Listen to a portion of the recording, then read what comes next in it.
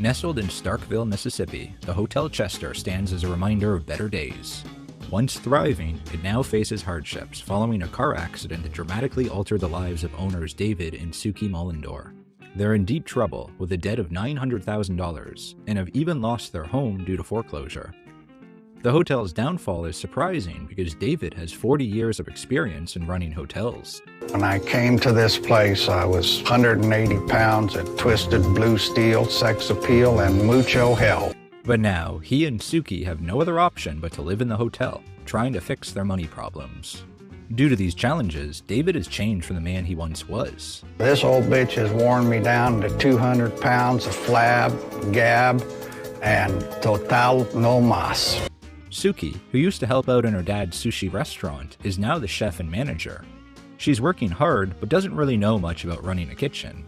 They need help, so they call in Chef Gordon Ramsay.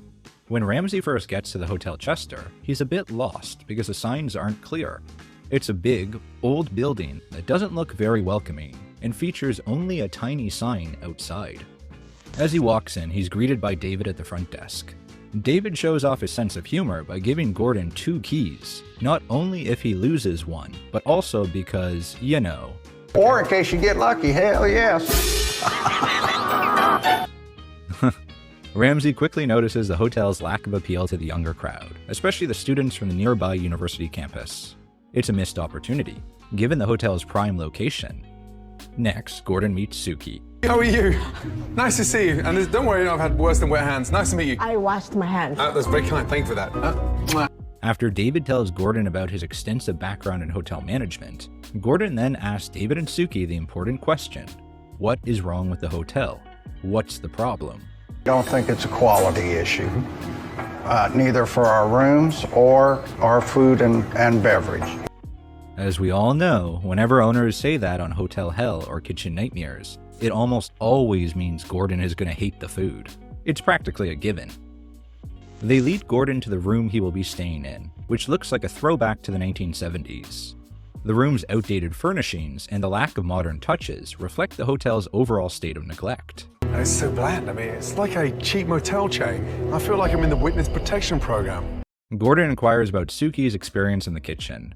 She shares her story of starting in her father's sushi restaurant in Washington, D.C. When Gordon asks her if she grew up in the kitchen, she confirms that she indeed did. Did you work in the kitchen? No, just washing dishes.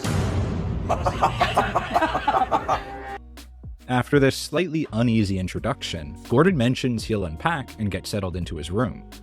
Sometime later, feeling hungry, Gordon makes his way to the restaurant to sample the food firsthand.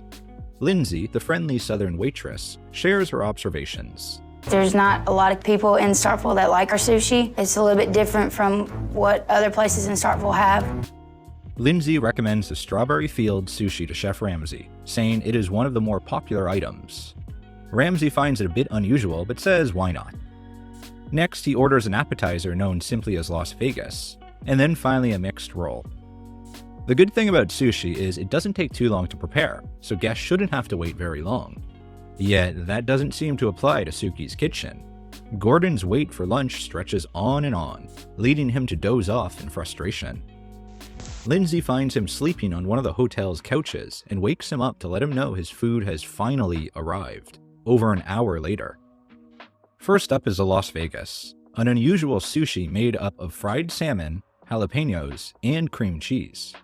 Gordon thinks it's weird to serve fried salmon with cream cheese. The verdict? Disgusting. Get this out of the way? As quick as possible. Okay. Thank you. You're welcome. Next out is a very big sushi roll. Gordon is baffled how anyone can eat something that large. He calls Lindsay over to try a piece with him to find out. Wait, there's no way this is gonna fit my mouth. Ready? 1, 2, 3. I can't do it. After failing at that task, we end with the star of the show, the Strawberry Field sushi, which looks and tastes as bad as it sounds. Gordon points out that no one would ever cover white tuna with strawberries and then glaze it. Lindsay tells Gordon that the hotel is often deserted, especially at lunchtime, a stark contrast to nearby establishments. He discovers that on average, with 36 bedrooms in the hotel, only a dozen diners visit each weekend, a telling indicator of the hotel's financial distress. Next up, Gordon meets with David and Sukie again and learns of the staggering debt burden, a sum exceeding $900,000. This comes as a surprise to Sukie, who says David withheld the financials from her. David was scared to upset Sukie, so he didn't tell her about how bad the financial situation had actually gotten. Also, word has gotten out in town that Gordon Ramsay is there to film an episode of Hotel Hell. As such, the restaurant is packed that evening with guests, a true stress test for Sukie. Gordon feels sorry for all of the guests. They are going to be waiting a long time for their food. Gordon heads to the kitchen to find out what's going on. It's been well over an hour and Sukie is still working on the first table's food. Chef Ramsay is puzzled as to why David doesn't step in to help in the kitchen or bar area during times like this when it gets overwhelmed. Shouldn't you be multitasking? The kitchen is her territory. Okay, I'm just asking, it's your hotel. The hotel's restaurant is in dire straits. The service is disorganized, leading to long waits for food. Sukie's struggle in the kitchen is evident, yet David refrains from intervening, hesitant to overstep into what he perceives as her domain. This separation of personal and professional roles further complicates their business challenges. Their daughter Megan starts to tear up. She explains to Chef Ramsay that the downturn of Hotel Chester began with her father's car accident. Since then, David has become disengaged from the business, leaving Sukie to take on unexpected roles like that of a chef, in an effort to save their struggling business. This revelation helps Gordon understand the root of the issues at Hotel Chester, which has been struggling ever since the accident. Aware of the underlying issue, Gordon sets out to explore solutions. He wanders around the hotel's grounds, hoping to spark some ideas. In the backyard, he notices a neglected beer garden. It strikes him as unusual that such a spot, so close to a university, isn't being fully utilized. Before tackling the larger problems, Gordon notices the guests waiting for their meals. Doing something quite unusual for his rescue shows, he makes a quick trip to the grocery store. His plan is to cook for the guests himself. He prepares beef sliders on the barbecue, offering these tasty mini hamburgers to the guests as they wait for their main courses. After a busy service, Sukie and David take a moment to relax. They share with Ramsay that they're living in the hotel's handicap room because their house was foreclosed. They show Gordon the room, which is cramped for the two of them and surprisingly even lacks a window. They sit down on the bed to talk to Gordon. David tells a story of how he broke his back and both ankles in the car crash. It was so bad that he barely survived. He spent most of the prior 5 years recovering. Eventually, due to the financial strain, they lost their house. Hearing this, Ramsay feels compelled to help them improve the hotel, understanding the challenges they're facing. Restless, Gordon spends a sleepless night pondering the fate of Hotel Chester. His morning rise wouldn't be complete without the mandatory Gordon in the shower moment. You'd almost think his contract includes a clause for a minimum quota of bare-ass shower scenes. It seems like a mandatory part of every Hotel Hell episode. That day, Gordon takes David and Sukie out to give them a peek at booming local businesses. Why? To give them a nudge about what the town really digs in a dining spot. He reckons they've been so wrapped up in their hotel biz that they've missed out on what the community actually wants. When they return to the hotel, they are greeted by another surprise out front. A new, prominent sign for Hotel Chester, so that the building can now be clearly identified as a hotel from the outside. Inside the hotel, the interior transformations are striking. A select number of the guest rooms have been revamped with modern touches. They no longer look like rooms in a cheap motel chain. Out back, a proper beer garden has been introduced. This new outdoor space boasts stylish benches, an area for gatherings, a selection of fine local craft beers, and an atmosphere that invites relaxation and enjoyment. The menu has been thoughtfully revised to appeal to a younger audience with a taste for authentic Southern cuisine, with dishes like fried green tomatoes. The latest menu now features the Gordon Burger, inspired by the recipe from Planet Hollywood in Vegas. The changes keep coming though. Gordon introduces a new head chef for Hotel Chester. He also generously offers to cover the new chef's salary until the hotel stabilizes financially. But yet another surprise awaits David and Sukie, courtesy of Ramsay's efforts. They are presented with a new apartment, complete with a beautiful swimming pool. Ramsay, confident in the hotel's impending success, has also provided 6 months advance rent, giving the owners some much-needed financial breathing room. Take care of yourselves. Yes, sir. Okay. I'm gonna kiss you too. Shifting from a windowless handicap room to an apartment with its own pool is quite the step up. They are thrilled and at a loss for words. When David first lays eyes on the pool, he thinks, This is nice. So sweet. I'm going to get naked in the pool right now. According to the narrated bit at the end of the episode, the Hotel Chester saw a significant uptick in bookings. David and Sukie, now working together at the reception, anticipate welcoming between 150 to 200 people regularly. Did the improvements made by Ramsay and his team last in the long run? Did David and Sukie return to their old ways once the cameras stopped rolling? Don't tell me the strawberry sushi has made a comeback. Let's find out, shall we? The Hotel Chester episode of Hotel Hell was filmed in June 2013. Following Hotel Hell, reviews have been largely positive, particularly for those staying in suites redesigned by Gordon Ramsay's team.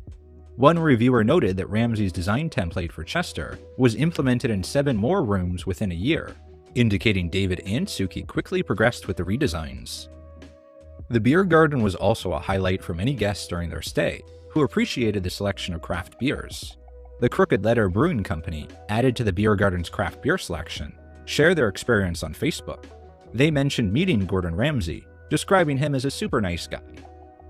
The Hotel Chester episode aired as the 4th episode in the 2nd season of Hotel Hell on August 11, 2014, 14 months after Ramsay's visit in June of the previous year. Right after the episode aired, there was an influx of highly positive reviews from fans of Gordon Ramsay and Hotel Hell. Guests particularly praised the made-to-order breakfast in the beer garden, where Ramsay's impact and expertise were evident. One reviewer even dubbed Chester a hotel heaven rather than a hotel hell. The Gordon burger has become a favorite at the beer garden. Many reviewers have lauded it as, in some instances, the best burger they've ever tasted. Due to its popularity, they've introduced a mini Gordon burger as a tribute to the sliders featured in the episode. In 2020, David and Sukie, leveraging their location near Mississippi State University, launched a program with MSU. This initiative offers students and staff 3-month accommodations instead of a full year lease during the pandemic. David was interviewed by a local television station about the program. Hotel Chester is providing those in the program with dining services at a discounted rate. Services like internet, cable, and utilities are all included in the monthly rent. Owners say masks in and out of the lobby are required. Help some people who aren't exactly sure what the outcome of all of this is going to be at the end of the fall semester. In 2021, for unknown reasons, David and Sukie sold the restaurant and beer garden side of the business to a local married couple with restaurant experience. They sort of upscaled the menu a bit from a beer garden to a restaurant that serves such dishes as a soy-glazed pork belly, as well as the millennial favorite avocado toast, and finally their own burgers, which I hate to say it, don't look as good as the Gordon burger. But hey, I'd still smash it anytime. For unknown reasons, Magnolia Social closed just a year after opening in 2022. Based on recent reviews from November 2023, the hotel's restaurant and beer garden are not in operation, and there is no information about them on the hotel's website. The hotel continues to operate successfully, managed by Sukie and David, marking their 25th year at the helm of Hotel Chester. Their journey has been filled with challenges, especially considering the hotel's dilapidated condition when they acquired it in 1999, after it had been closed for 10 years. Their son, Zach, who appeared in the episode while an undergraduate, completed his studies in mathematical economics and classical civilizations a year following the Hotel Hell episode. After earning his degree, Zach worked as a research analyst for some time before deciding to pursue a career in law. He is now in law school in Los Angeles, where he is a JD candidate. Zach is expected to graduate in 2024, after which he'll be eligible to take the bar exam and seek license as an attorney. Their daughter Megan pursued a degree in industrial engineering locally at MSU when the Hotel Hell episode was being filmed. She completed her studies and earned a Bachelor of Science in 2015. She continued to work at Hotel Chester until 2016. Currently, Megan holds a position of planning and performance manager in Pennsylvania, where she is an industrial engineer actively integrating lean tools into the cannabis industry. And what happened to the young Scottish chef who bared it all for the camera? He would go on to star in several more nude scenes conveying his bare arse throughout the decade. Hotel Hell is particularly noted for its generous servings of Gordon in the Buff, or at the very least seen sporting his signature blue Speedo. One memorable scene includes him pressing his butt cheeks against the glass, a visual demonstration to emphasize the cramped space, in case viewers needed an extra visual aid to grasp the concept. Some fans have noted this as a nod to the first season of Kitchen Nightmares UK, where he made a habit of removing his shirt in each episode to change into a chef's jacket, which I'm sure was just a coincidence, right? Nevertheless, he received the message and said he regretted his actions. Consequently, there was a noticeable reduction in such revealing scenes in the third and final season of Hotel Hell, compared to the first 2 seasons. However, his cheeky charm did make a comeback later on. Gordon? Oh, shower! Regarding Lindsay, the friendly waitress, there isn't much information about her online. Her LinkedIn profile indicates she has been the manager since 2008, while on the show she was serving as the assistant manager at the time. It's wonderful to hear she has remained with the establishment all these years. Wherever she is now, I hope she's thriving. Moving on to David and Sukie, they are still the proud owners and operators of Hotel Chester. The hotel boasts impressive online ratings, reflecting its excellent standards and guest satisfaction. Their continued success not only ranks the hotel as one of the most successful post-Hotel Hell transformations, but also makes their episode one of the most heartwarming in the entire series. It's notable for its lack of shouting and unwarranted drama, and as a result, its online popularity has grown due to its wholesome vibe. It remains the highest rated episode of Hotel Hell on imdb.com. Visitors have the option to book the Gordon Ramsay Executive King Suite for $135 per night, or they can opt for the more luxurious Gordon Ramsay Deluxe King at $232 per night. 2025 is set to be a milestone year, celebrating the 100th anniversary of Hotel Chester. May it continue to flourish and welcome guests for yet another century.